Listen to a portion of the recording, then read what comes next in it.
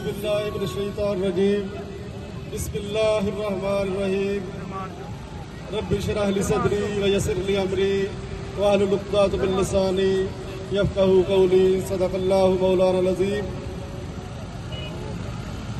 अज़ीज़ान गिरामी, आप में से अक्सरियत कारकुनान जमात इस्लामी तहसील शकरगढ़ की है।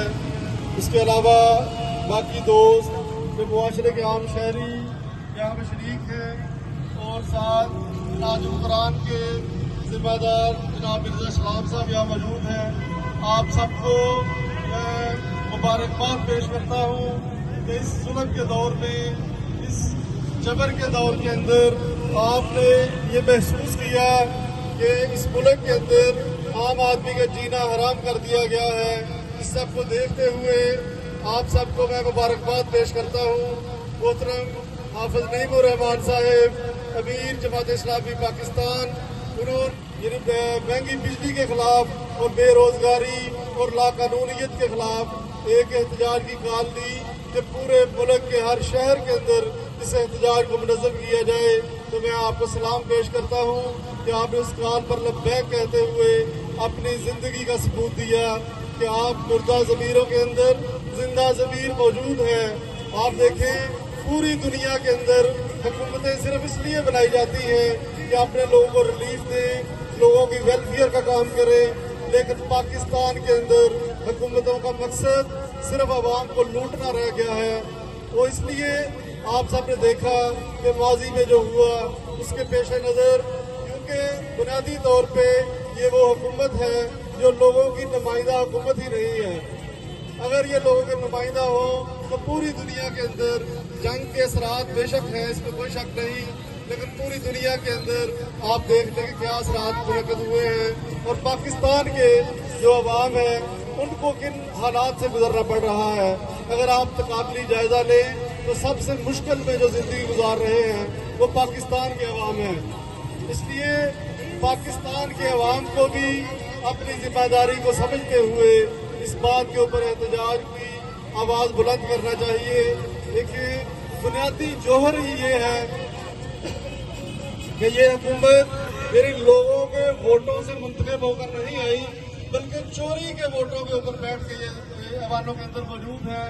आप देख लें, वज़ीर आज़म शहबाज शरीफ से लेकर इस शकरगढ़ तक जितने भी इनके नुमाइंदे हैं, शहबाज शरीफ से लेकर अनवारुल हक तक, राना मनान से लेकर हसन इकबाल तक, ये सारे के सारे चोरी के वोटों के ऊपर बैठे हुए हैं और आपके ऊपर हुक्मरानी कर रहे हैं।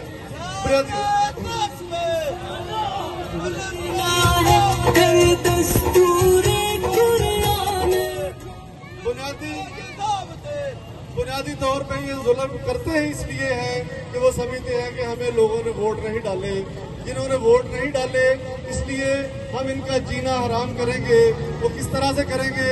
वो कहते हैं हम पेट्रोल के ऊपर इजाफी टैक्स लगाकर इनका जीना हराम करेंगे, हम महंगी बिजली देकर इनका जीना हराम करेंगे, हम इनका रोजगार तंग करके इनका जीना हराम करेंगे। उनसे पूछते भाई वजह क्या है?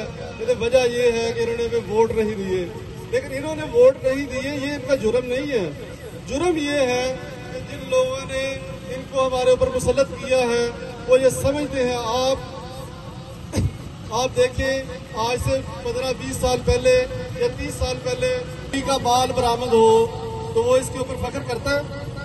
आपने देखा नहीं कभी किसी बंदे से चोरी का माल बरामद हो वो उसके ऊपर इतराता है, वो चौड़ा होकर फिरता नहीं, बल्कि वो अपना सर झुका लेता है। ये वाहिद हुकूमत है नून लीग की इस पंजाब के अंदर और इस मुल्क के अंदर, पाकिस्तान के अंदर, जो चोरी के वोटों के ऊपर सीना चौड़ा करके फिरती है। सीना चौड़ा करके ये लोगों के ऊपर जुल्म करते हैं।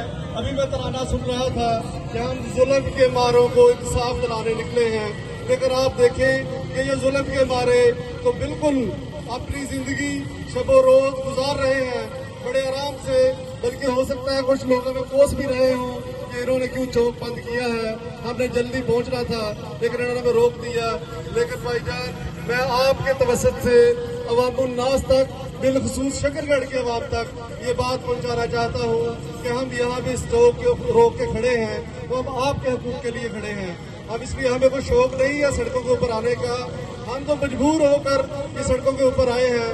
वो कहते हैं ना कि चीख है, अगर इंसान चीख भी मारे तो उसका खौफ खत्म होता है, उसका खौफ कम होता है। मैं अपील करता हूँ शकरगढ़ के लोगों से कि कम से कम चीख तो जरूर मारे ना, ठीक है जी। अगर आप चीख भी नहीं मार सकते, इसका मतलब है कि आप मुर्दा हो चुके हैं। मैं सलाम पेश करता हूँ आप सबको, आप बावकार हैं, आप जिंदा ज़मीर हैं। आप सब ने तहसील शकरगढ़ के लोगों की नुमाइंदगी की और यहाँ पे खड़े हैं। यहाँ मैं देख रहा हूँ इखलासपुर से यूनुस हसन साहब, ईसा से हाफिज इफ्तिखार साहब और मुख्तलिफ देहातों से लोग यहाँ पे मौजूद हैं। ये किस लिए मौजूद है? ये इसीलिए मौजूद है कि इस हुकूमत के जो जुल्म के हथकंडे हैं वो हम उनको मंजूर नहीं करते। यहाँ पे सूरत हाल ये है, इन्होंने ऐसे ऐसे लोग, ऐसे ऐसे शगुफे हमारे ऊपर मुसल्लत कर दिए हैं कि सर शर्म से झुक जाता है।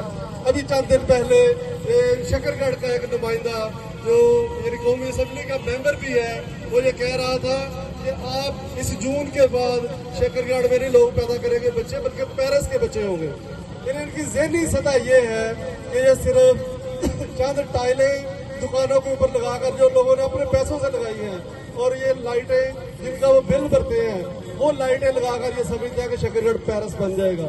शकरगढ़ पेरिस ऐसे नहीं बनता। पेरिस खुशहाली से बनते हैं। पेरिस बनते हैं अगर लोगों को रोजगार मुहैया हो।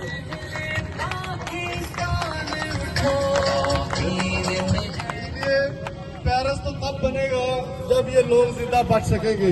ये जिंदा ही नहीं बचेंगे, इनके पास तो खाने के लिए रोटी नहीं है। तो भाईजान तुम पेरिस की बात सुना रहे हो, तुम इसलिए सुना रहे हो कि तुम्हें चोरी के वोट पड़ गए हैं और तुम इसलिए इतराते फिरते हो।